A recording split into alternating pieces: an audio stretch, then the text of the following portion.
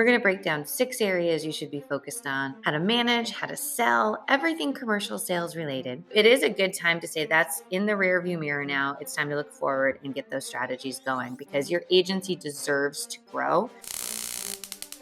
If your job is to manage commercial producers in the insurance space, this is the podcast for you. I'm Kelly Donahue-Piro. I am the president of Agency Performance Partners. This month's podcast, we're going to be diving deep into how to manage commercial sales because we're launching our brand new course and AppX program on commercial sales that you can get the online version on 7/15/2022. So who knows when you're listening to this, because this piece of content will stay out in the universe forever and ever. The 6 areas I'm going to focus on with you today are how to set producer goals. And we're going to talk 2 ways: activity goal and sales goal. How to track these goals. Tracking in the insurance space is so complicated, and we want to help demystify some strategies for you there. How to conduct a proper sales meeting. How to have monthly coaching sessions with your producers, how to address underperforming producers, and last but not least, the importance of sales training. Why don't we dive in on the first one, which is setting specific, achievable, measurable goals. So this is hard being in our role where we have agencies all across the country that focus on everything from small commercial, mid commercial, large commercial. Some of them have niches. And so those sales goals are very relative. In addition, sometimes the producer job description is different. Some agencies, they just produce and they don't really worry about the service. Some, they're more of account executives. You kind of have to take this into consideration. Many of the compensation strategies we put together for our clients are very custom based on these scenarios. The other thing is if you've had producers on your team for a couple years and you're now just starting to set sales goals, the reality is we may need to start somewhere and ratchet it up. The last thing you want to do is set a sales goal that is so unattainable that all it does is really just hurt pride and ego. This may take some time to get gasoline in the tank and get going. We walk you through in the blog. We hope that you do check out the blog on our website because there are some free downloadable items. There's some charts and graphs you'll see, and also some links to either talk to us more about our commercial sales training, or you can purchase our online course when it's ready. The first step you want to do for setting your commercial insurance sales goals for your team is to start by what is your growth goal for that department. We recommend that you pull up last year's numbers. You can do this very easily through your system. We recommend a book of business report, analyze it by commercial, and then go ahead and say, okay, well, our growth goal for the year is 10%, 8%, 20%, depending on what you have going on. And if you do that, then you'll know, right? This is our target. A lot of times people pick a sales goal versus tying it to your goal, what you actually want to achieve. The challenge is if you just say producer X and Y, here's your sales goals. What if one of them leaves? What if one of them doesn't make it? What if one of them goes on maternity leave? Your growth of the agency can't be dependent on the person. It has to be your growth goal. And then you have to create the strategy to get there. This will help you align when you can invest in a new producer. If that's your growth goal, you may need to invest heavily in new production or generate more opportunity. Once you get that, you now need to do what we call our growth calculator. And this is why you should definitely click on the links in this podcast to get there. The growth calculator is really, here's where we're at. We know our retention rate is X. We know average rate increases are Y. And if we want to grow X, 8%, 10%, wherever you want to be, then this is what we would need to do to refuel the losses and grow beyond the losses. That's kind of the first step. I believe heavily in using math, not just every producer's got to sell this XYZ number. You can do that. A goal is 100% better than 0 goals, but it seems unstrategic to me. Once you know that growth number, now we need to identify who on the team is going to support what. So this is where you would look at new business production from last year and associate a percentage. Now, I do go into this. There's a couple different types of producers. We have inbound producers that are just taking things, calling in. That's great. Then somebody has to be in charge of generating enough opportunity. You have outbound hunters that are out literally hunting, killing, finding, prospecting, networking, X-dating. They're there to just generate new opportunity every single day. They're not waiting for the phone to ring. They're making the phone ring. In a lot of ways are more on the unicorn side of production today. We do see great outbound producers. They are difficult to come by, not impossible, so you should still have that strategy. But a lot of times they're going to need coaching and training, and especially if we pull them in from another industry. I want to be very clear that you should have all these different types of producers. Finding them can be difficult, but not impossible. Also, it's all up to you and the agency how you support that role. Way too many agencies have a producer but don't give them any tools, don't give them these goals, don't track them.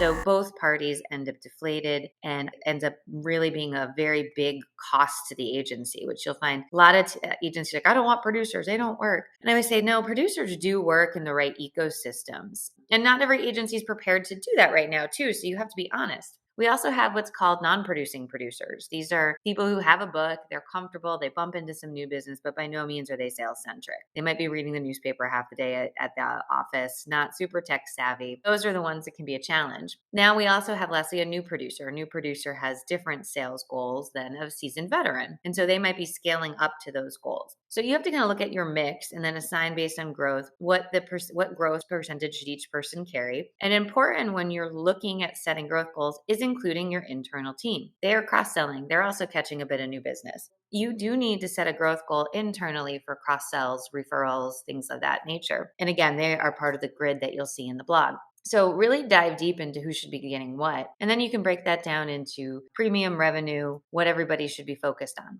True story. At the end of the day, you should have extra in your goal setting. So if the new producer doesn't work out, maybe we give them a little extra. So maybe your producer goals are 110% of what you're trying to hit. So in the advent, you do have somebody goes out on disability, somebody leaves, somebody quits, you fire somebody, you still have some cushion in there to not blow up your growth goal, because goals should not be dependent on people. They need to be dependent on your strategy. So once you set up these goals, this is huge, huge opportunity. A couple things on the goals too. We also recommend that you have activity goals, and this could be different for each one of those types of producers. A new green producer might be all about getting X dates because that starts the whole process. A seasoned veteran might be a closing ratio or hitting a certain target dollar amount of revenue for each account. The non-producing producer, that might be like, we need you to hit a sales goal. Like, you can't just sit here all day. So thanks. Same thing with the internal team. It might be cross sells. There is difference in there. There's kind of the revenue goal and then where you're at with activity. I do want to say, I do believe in setting goals based on revenue. Revenue is cashable money. Premium is not. And depending on the states you're in, you could write a ginormous workers' comp and be paid 3%.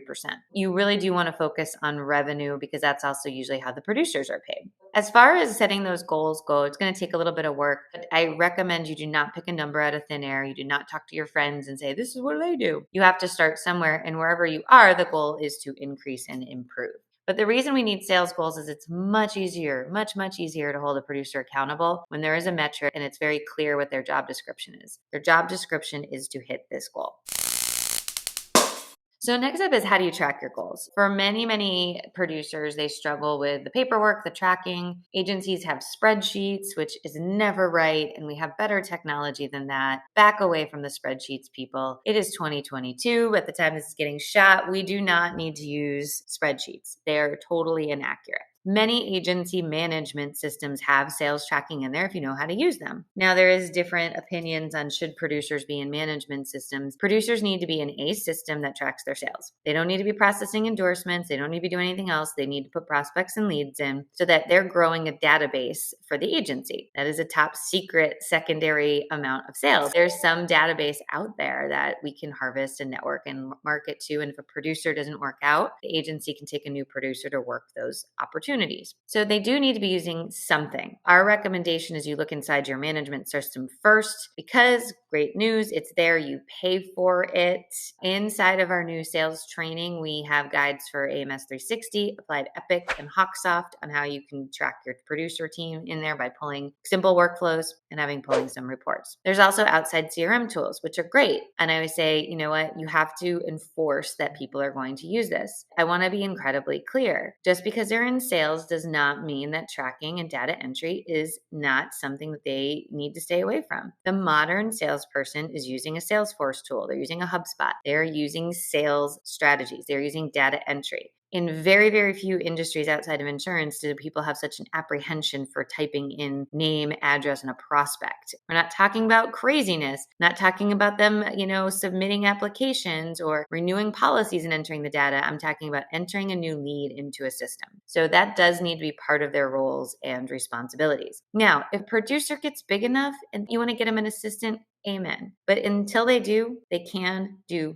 basic sales management into a database. This is not something that you should shy away from, and it should be held accountable. In fact, we talk about the need to make sure that you're having sales meetings next because you want those numbers front and center. And if a producer a couple weeks in a row just gets lazy and doesn't enter them in, they don't want to be last on the leaderboard because they just didn't enter something in. Having some of the public knowledge is huge. So let's kind of dive into next about sales meetings. Sales meetings are imperative. They should happen every week. They should be metrically different. They should not be hiding. Everybody's numbers should be up on the board. We are talking about salespeople. If they cannot handle their numbers on a board, then guess what? They probably aren't salespeople. We have to be honest and open and transparent. In the blog, I kind of break down a little sample meeting agenda where everybody shares a personal best for the week. We review numbers. There's a piece of sales training in there, whether it's a 10-minute video. Again, a commercial sales course will have that. Every video is broken down into about 10 minutes, so you don't even have to think too hard. Just pull up one of the course videos, be like, let's go here today. We also have the idea too that each producer should have a responsibility. So you kind of round robin this, and they have to pose to the group a sales question, something that they're struggling with, or how would you handle this? And whoever's week that is, they throw that out there like, hey, you know what? I'm struggling getting loss runs from people. Or, hey, you know what? I'm not getting through the gatekeeper. Then the entire sales team can kind of what we call popcorn around and say, here's a strategy, here's a strategy, here's a strategy. So it just helps give and boost confidence. One other component that I want to say, I think that is really important as well is that sales meeting starts on time. It's the same time. It is required. We prefer in person if that's not possible based on your sales team. I understand. Camera on with Zoom or Teams, none of this in the car, not paying attention. You do not participate that way. 1 hour out of the week is a small percentage of your week to invest in yourself. Everybody should have notes. There should be takeaways. Somebody should be a recorded note taker. That's that.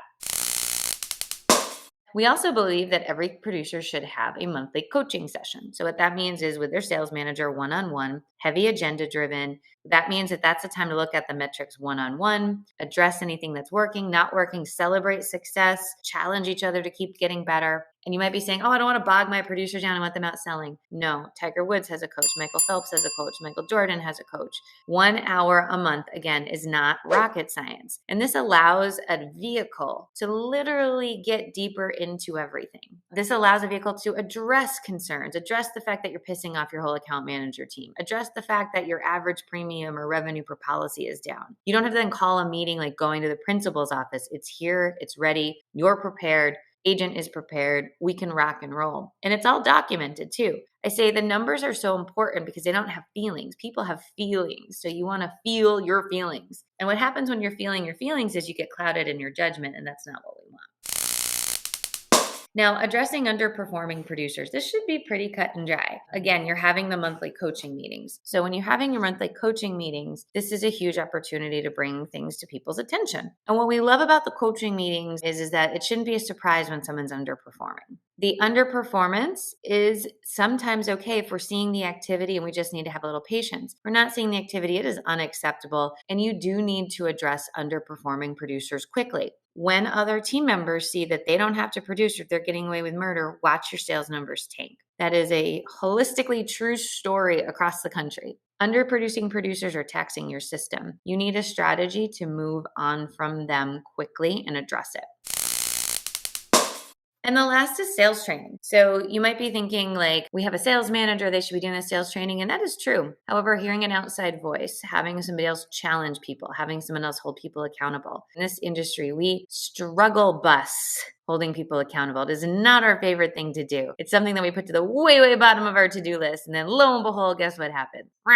It is important that we focus on how to hold people accountable. And sales training is another great way to do that. By having an outsider come in, you do gain that perspective. With our sales training, we've been in thousands of agencies. So at that point in time, we've seen some of the best practices. Our Apex sales program is a 6-month program. Again, we have it in our online school, $245 a month, or you can buy the course outright. Every week, we're going to be challenging the team with a new strategy. There's a workbook, there's scripts. It's really everything that you need to kind of boost your team. So if you're looking at this and you're like, man, we could use a kick in the butt, we could use a restart, this might be a great way to kind of get things back in alignment. I will say commercial producers had it kind of hard during COVID. The traditional strategies weren't there. You weren't going to networking events, dropping by offices. It was like, is anyone even here? Is it safe? It is a good time to say that's in the rear view mirror now. It's time to look forward and get those strategies going because your agency deserves to grow and your agency deserves to have help growing. So if that's you, definitely reach out. You'll see in the blog, there's actually a link to book a time to talk to us about it or learn more about our Apex commercial sales training. We just want to give enough value. We'll be putting a blog out like this every single week this month. Take a look, follow along. We'd love to hear from you. And if you have any questions on commercial sales, just drop them in. We'll make it a blog. We'll make it a social media post so that you're getting the best answers. But that's my 6 ways that you're going to need to hold producers accountable. We go into far, far greater detail on our blog. So check that out. And I hope you have a ridiculously